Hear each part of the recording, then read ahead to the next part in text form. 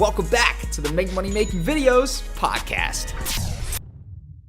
And you know, speaking of brands, you've worked with Red Bull, MasterCard, Ubisoft. What's some other big names? These are just three that come to my mind instantly. X-Blades, Gloucester Rugby. Yeah. Jesus, I can't think of any more now. Yeah. They've all got out of my head. Hey, but, bro, the first few are too big. It doesn't even matter. The fact of the matter is, how do you start shooting videos for big brands like that? You know, especially a beginner videographer could be intimidated. Holy fuck, how would I one day do that? You know, break it down. How did you actually get even in the same spaces as maybe representatives of these brands so that you could represent this brand by actually creating a video? To me, it was perfect, really. So I'm involved in esports. Yeah. And MasterCard last year announced their first involvement in esports where they sponsored the League of Legends World Championships. Okay. So it was their first time diving into esports. They've been researching it for years. Yeah.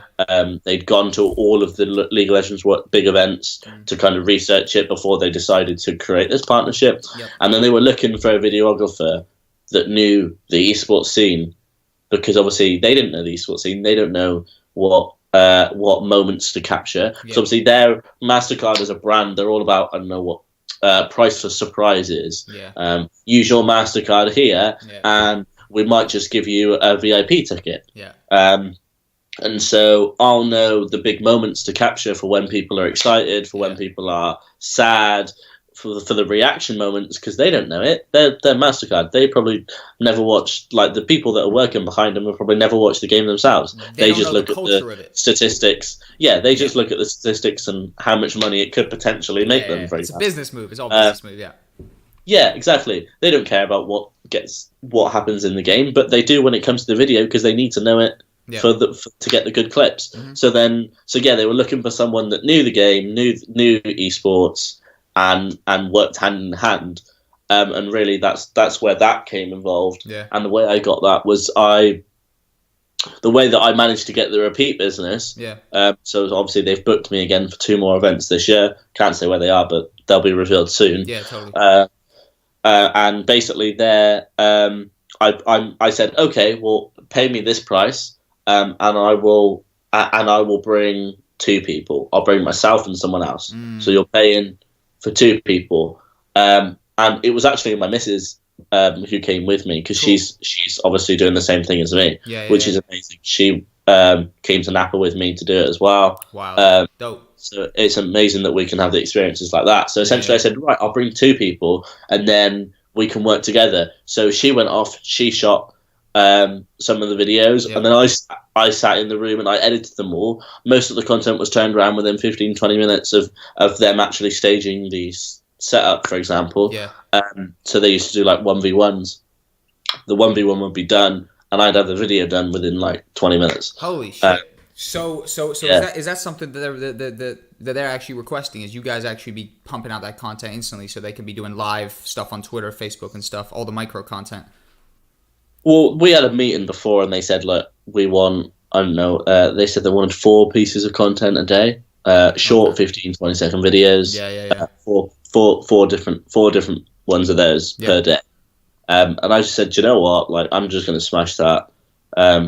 I know 4 is probably their ideal, but I know if I was to do 4, they're going to come up with more. They're not going to, like, I didn't do it to kind of sit there and go, do you know what, if I do 4 in the first 2 hours, my day's done, I can go out. Yeah.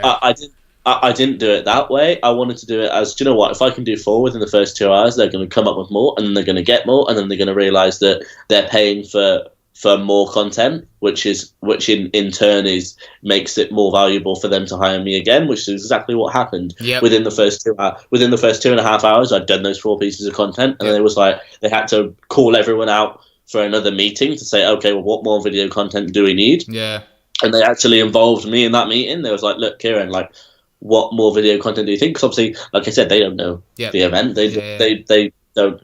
So I can go, well, okay, well, maybe we can do this, that, other, for example. Yeah. And so I was coming up with ideas as well. And then in the end, they kind of just do it.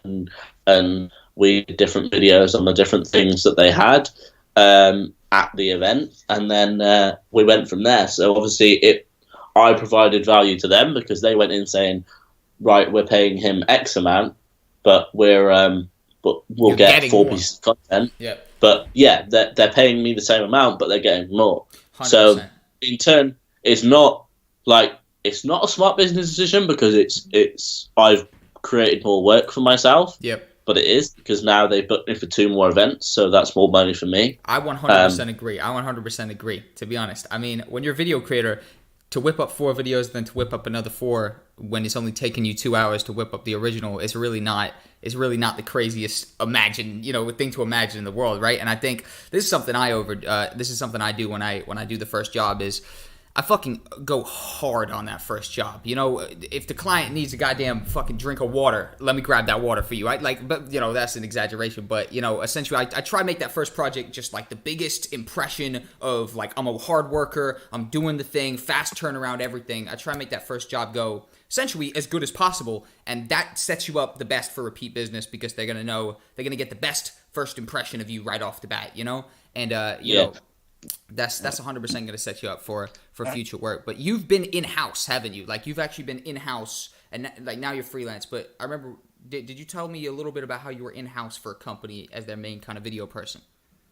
Yeah. So I worked part-time for a company called Deserto. They're like an esports news outlet website, basically. And I worked part-time for them, and they employed me part-time to turn their video articles turn their written articles into a video format to go on Twitter, on Facebook or whatever. Because and then basically, so I worked part time for them. I worked just over a year for them part time. But what I also did on the side was they needed videographer for an event, and obviously because they knew I wasn't just a video editor, I was also a videographer. I'd go to the events with them, and that would be on top of my salary. So I'd go there earning more money. Okay. So and Deserto is a big brand anyway, so it got me more links in the esports world that way as well. Awesome. So